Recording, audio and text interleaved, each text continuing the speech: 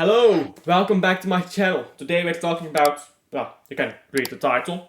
Do be liking and subscribing of course as well, as we go through this here. The North London Derby. I don't know why I said it like that, Derby. Derby? Am I Scottish now? Apparently I've been promoted to Scottish. I don't know if that's a promotion or relegation, but I'm Scottish now. Thank you for watching.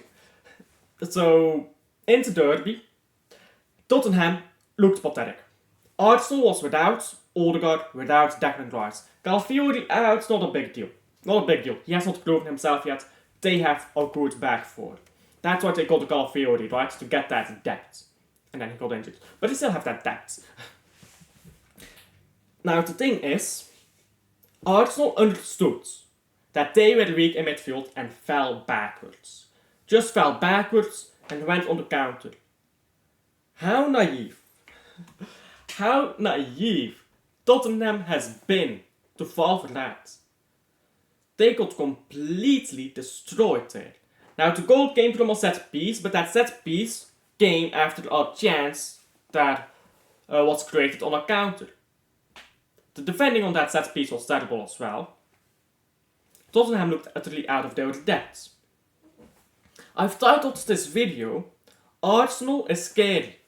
And that is a joke because if you don't know Lee Gunner, he hates when people call their videos Arsenal is scary or something like that. He hates when people praise Arsenal, pretty much. So the title is a joke, but Arsenal is not scary. If they play like that against Man City, they lose. They lose. You can't play like that against Man City. You can't fall back and invite pressure like that. Man City could go 5 points ahead. So this is important now for Arsenal. They have to change the way they play going into Man City. They can't play like that again.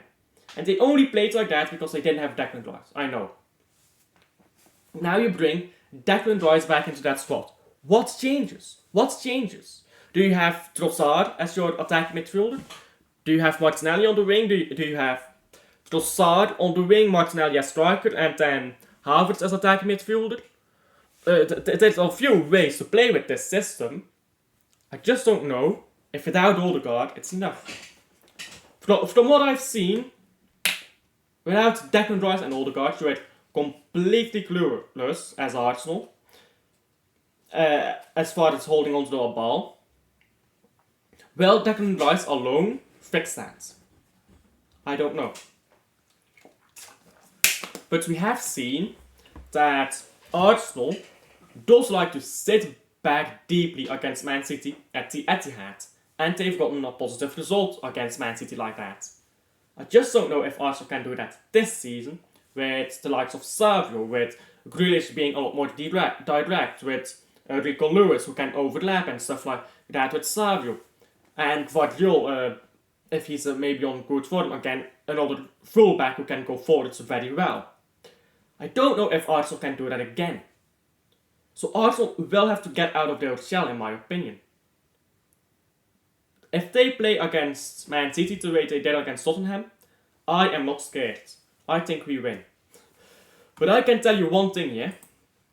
I am so happy that I am not a Tottenham fan. Because my respect for that club, well, let's say that this is the respect I have for the average club. My respect for Tottenham was about here. Now it's about here. You can't even see it anymore. You can't see it anymore. It's not on camera, I believe. You can't see it anymore. Wow, Tottenham is terrible, but let's not ramble too much about Tottenham. Champions League comes up. Arsenal has to play Declan Rice 2 games in a row. Has to play Jorginho 2 games in a row, I'd imagine. Or maybe Partey and then Havertz. But they're gonna play the same lineup, probably 2 days in a row. Well, 2 match days, like 4 days apart. And then Carabao Cup as well. I don't think Arsenal can handle that exhaustion. I don't think they can. They needed Merino in there to cover for Odegaard, and they needed Odegaard in there to play the big games. Now, without either of those players in, Declan Rice only just coming back from a suspension. It was only one game, so it's not like he'll have fitness issues, but only just back. Then has to come up against Man City. Not easy. It's not easy, is it now? And Man City has a very rested squad. This is a bit too early to do a preview on the two.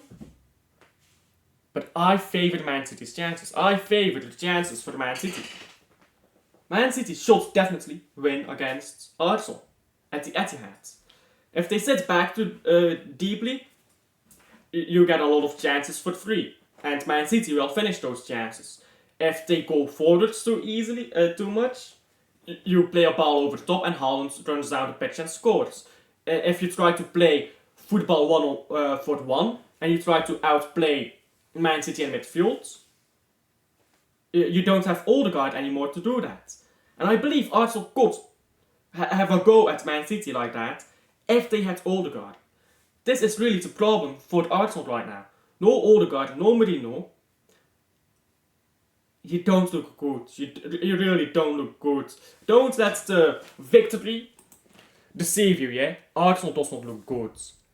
But Tottenham should have won to really put Arsenal down. Because now Arsenal can at least play for a draw. Because if they get a draw and then win at the Emirates, and assuming all the other games are like the same, like Arsenal gets the same results in the other games as Man City, then Arsenal goes top of the league. So Arsenal only has to match Man City now in the other fixtures and then beat them at the Emirates. That is good for Arsenal. That is good for Arsenal. If they lost against Tottenham, now you're far away. Now a draw is not good enough anymore. And even if you get a draw, and you're like, okay, we can still win at the Emirates, or even if you win, when you're 5 points down, and you go to the Emirates, now Man City plays for a draw at the Emirates. Arsenal, I'm not scared. I'm really not scared, but Tottenham, wow, sack your manager, he's fucking shit.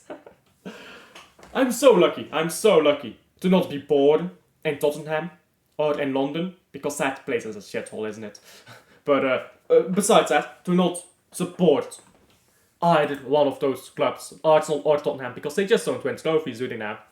This year won't be any different. And City is winning the title. Arsenal, you don't look scared, despite what the title says. And Tottenham, you're fucking pathetic. You're actually pathetic. Like and subscribe. Tell me down below what you think. No offense to any Tottenham fans, by the way, but you should really want Ange sacked by this point. It's pathetic. If you're a Tottenham fan, tell me down below if you'd Ange in or out, because